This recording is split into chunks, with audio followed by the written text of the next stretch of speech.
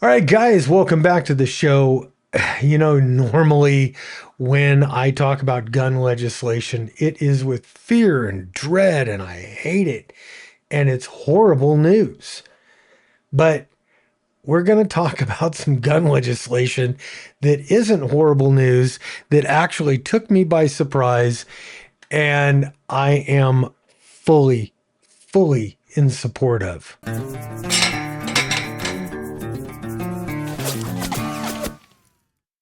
My friend, Josh Kohl, Senator Josh Kohl, from my area here in Idaho, in the Idaho legislature, he put a bill into circulation, and this one is good.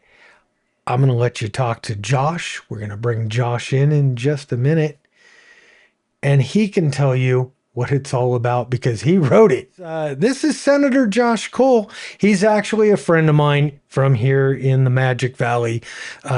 Josh, my friend, how you doing? I'm doing good, Bob. Thanks for having me on. I really appreciate it.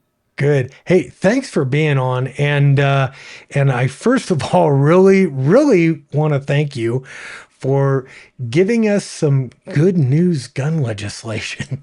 I am I am always so dreadful when I hear about new gun legislation. Yeah. Oh God, what are they gonna do now?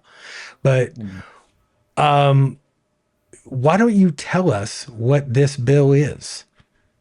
Yeah. So essentially, Senate Bill 1349 is a trigger bill. We've had a few of these that have gone into Idaho law previously. We had one for pro life legislation that worked to great effect. Essentially, what it did, the pro life one, was it provided protections for the unborn in the event that the Roe v. Wade decision was struck down. And people said, well, that's not going to do anything. And it didn't do anything when it was put into place. But as soon as Roe v. Wade was struck down, we saw protections go into place in Idaho, and babies were saved because of it. Same idea here with fully automatic weapons. Um, we know that the federal government has a longstanding ban on them. However, given certain actions by various states and also kind of the makeup of the Supreme Court that we see right now, it's a good time to start proactive planning for protection of automatic weapons in Idaho. So that's what this bill is a proactive trigger law that sets in place protections for automatic weapons within Idaho in the event that the federal ban is struck down or repealed by Congress. You kind of answered it. My next question was, what does a trigger bill do, as opposed to a straight bill legalizing full auto Fridays? Yeah. Yeah, the end goal is to make automatic weapons legal in Idaho. That is for sure the intent. And how do we start on that journey? One of the big things we can do is set up legislation that starts that legal question. And we're going to start to see the litigation start to percolate up the federal circuits. And when I believe, when the court hears it and potentially has a friendly ruling, we want to be in position to protect those two-way rights immediately, so that cities like Boise can't come up with weird ordinances trying to regulate them on their own. We immediately lock into that. And then as we're building a coalition that want to see freedom for fully automatic weapons within the Idaho legislature, I think we could see further legislation that's even more proactive and and pushes that question to the forefront coming up. Here's my big question. This one seemed to come way out of left field or right field. Yeah. I mean, I didn't see it coming. What spurred this on? How did you come up with this? Well, this is actually in coordination with Greg Pruitt. We've Okay. had conversations throughout the session, and he's obviously a great resource when it comes to Second Amendment rights in Idaho and not just defending them, but furthering them in Idaho. So he's been a huge resource on this.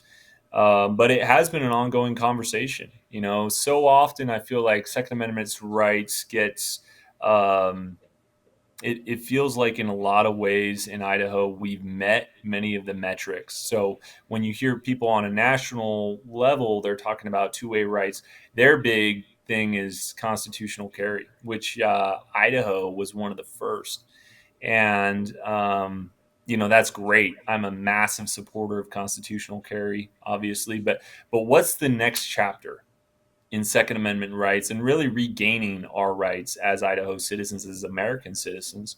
I think one of those is the types of weapons that were allowed by the federal government typically to carry and possess and transfer and manufacture. And one of the big ones that's somewhat people have just left because it feels like too big of a bullet to bite, too big of an elephant to chew on, is Mhm. automatic weapons. But I think we're ready for that conversation now. That's exactly what the Second Amendment was written for, is so we have weapons of war. The Second Amendment wasn't written for hunters or target shooting or anything else. Even it wasn't even made for Mhm. self-defense. It was to put down a tyrannical government if one ever popped up. Yeah, I 100% agree. 100% agree with that. So, and what does that look like in the modern world? You could extrapolate even past automatic weapons to other light infantry weapons that we see deployed in combat zones across the world. And as American citizens, why are we barred from that? So you're 100% right that really the Second Amendment is not about hunting, and I'm so glad we as a people have moved past that as a conversation point, because for so long that seemed to be where so many folks were. And I think we have a consensus now that the Second Amendment is about keeping citizens sovereign and a check on our government and check on tyranny in general, as it should be. That's where the conversation always should Amen. have been. So I'm excited. I'm excited to see what we can do, and essentially how do we help Idaho citizens become better prepared and better armed. Much of that just comes down to more freedom. Yeah. So as a legislature in Idaho, how do we provide our people more freedom? How do we provide the maximum freedom and help push back against the the overreaches of the federal government? In many cases, we've seen not only decades, but the NFA was passed almost 100 years ago. Yeah. So, I mean, this has been going on. 1934. That's correct. This has been going on for a long time, and it is uh, well past time to start pushing back on that in a meaningful way. How are you gauging the reception to your new bill in the Senate and in the Assembly? Yeah, I think I'm pleasantly surprised. I think we're seeing a consensus of support and perhaps a coalition starting to form around this issue. Part of that is the trigger aspect of it. But yeah, I'm working with several senators um, within the caucus who I think have, what's the word? They're well spaced out throughout the caucus, if that makes sense, as far as ideological boundaries. But as Republicans, there's a lot of support for the Second Amendment, and there's a realization that the federal government has trampled on our rights for far too long, and we need to find ways to push back on that and really resecure our citizens' rights Wow. that are Wow. fundamental. That is such a breath of fresh air coming from a lawmaker. I mean, who you get it. You just get it at a fundamental level. And I just find that I'm like giddy. I could hug you right now.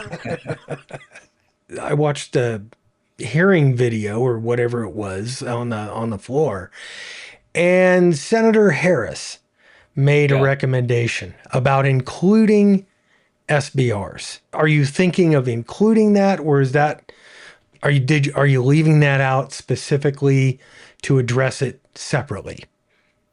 Yeah, so I loved his suggestion, and we went back and forth on that topic a little bit, several times actually throughout the day later. What I've with my research, on the federal side, there's multiple laws involving machine guns that we're going to need to tackle at once. So I think having a bill that's separate and speaks to machine guns and Clean. protections for automatic weapons is the right path. We're looking at the NFA, obviously involved in that, and also the Hughes Amendment. So there's the few pieces of legislation that we need to be covering. However, I am fully in support of creating a separate piece of legislation that addresses the NFA in its whole self, right? So now you're dealing with not only machine guns, but also short barreled rifles, some stuff about shotguns. You have suppressors. All those Suppressors. things are absolute abridgments on our Second Amendment rights, and we need to Yes. push back on those as much as we can. So I'm actually drafting legislation, and I'll present to the same committee that deals with the National Firearms Act specifically along the same regards. But yeah, I'm excited to work with Senator Harris on that and see how far we can get that across the line as well. Are you guys thinking about or tackling things like FRTs and bump stock type devices that can help a shooter increase their rate of fire without having to spend, and I would imagine it's going to be quite a bit more money if they could buy a full auto because the barrels are going to have to be beefed up considerably. The bolt carrier groups are going to be considerably different.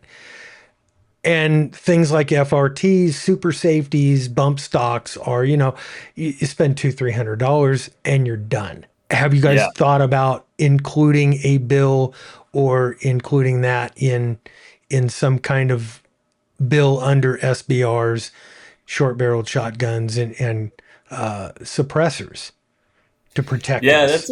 that's a great point. As far as the NFA itself, it's probably a little outside of that, but you bring up a great point that it does need to be addressed and protected at a state level.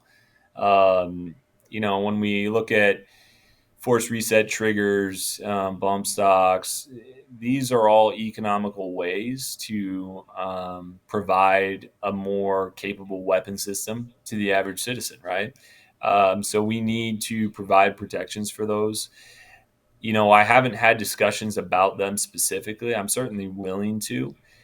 For me, you know, it's an all of the above answer, right? The more capability we can get to the Idaho citizens, the more sovereign those citizens are at the end of the day. And one thought when you're talking about the economics of the automatic weapons, I agree with you. At the end of the day, it's a beefier weapon system, right? When you're dealing with a belt fed. However, I truly believe we will see legalization in the coming years, and as that takes place, you're going to see the price point drop dramatically. In the same way, when I was growing up, an AR-15 was $2,500 on the cheap end, just because it just wasn't produced that much. And it was very expensive and somewhat rare, especially after it was coming off the ban years. As the manufacturing capacity built up, you saw more consumer interest in the product. And then, I mean, recently everybody has an AR-15, as Well, they yeah. should, It right? is the most popular weapon system. It's the most popular Mhm. rifle in America. Yeah, totally, They can't, totally. that's why they can't ban it because the They can't Supreme Court anymore. says you can't ban something that is in common use for lawful purposes. I You're love right. it. I You're love it. right. So So I think economically we're going to see belt feds. Obviously, right now you jump through all the hoops, right? You get the FFL. It's still going to cost you what 15 grand to buy something at a minimum. Oh I yeah, think you're gonna see that as production ramps up and legalization continues. You will see the price point drop dramatically, which I'm excited for, and I'm I am excited to too. see the manufacturing that could take place in this, and especially if we make Idaho, we set up Idaho to be the leader in the fully automatic Yes, weapons manufacturing space, which we can do with proactive legislation and sending a message to manufacturers. If you're a gun manufacturer and you're looking at where to put your new gun factory, are you going to do it in New York State or are you going to you do it want to in do it in Idaho? Twin Falls? Yeah, you're going to do it in Twin Falls. That's right. And we welcome those folks to come Oh on in. yeah, And that's one of the goals with this legislation is to provide a signal, send a signal that Idaho is and will remain the leader in Second Amendment rights and will defend those rights and is a known quantity on where we stand on those rights. So not only when a citizen is making decisions where to move, but also those manufacturers for their long-term planning. Hey, if there is a federal repeal on it, all you have to do if you're set up in Idaho, all you have to do is just open up another line. Idaho's state law is already known. We Everybody knows where Idaho stands on that. yep. So I think that's going to provide a lot of certainty for manufacturers, especially when they're planning for the future. Well, let me ask you first. Do you have any other, since you're my hero now, dude, you are seriously my hero. Um, do you have any other gun legislation on your horizon? I do. And I'm still working it with some of the lawyers in my circle. Hmm. But we're looking closely at West Virginia's latest machine gun bill and what they're Okay. doing there, which essentially takes that second paragraph in the 18 U.S. Code 922. It allows for a 922.0 transfer to or A or by B? possession. I'm talking A. Um, Okay. so that allows a state to transfer machine guns, which leads to an interesting question. If the state transfers those machine guns to its citizens, and what that looks like on a practical level. There's a lot of questions regarding that. That is, I guess, pending legislation in West Virginia, Okay. and we're just kind of looking at it, seeing what the arguments are, pro and con. My assumption is that it'll go into litigation, and we'll see where it ends up there. It's an interesting approach that they're taking. Gun Owners of America is the one that's running that. So Okay. I think, I can't speak too much to it, but it is something I'm looking at and just seeing how it goes over in there. Talk about test cases, right? Um, and we'll see if there's successful movement on it, depending on how they slice that cat.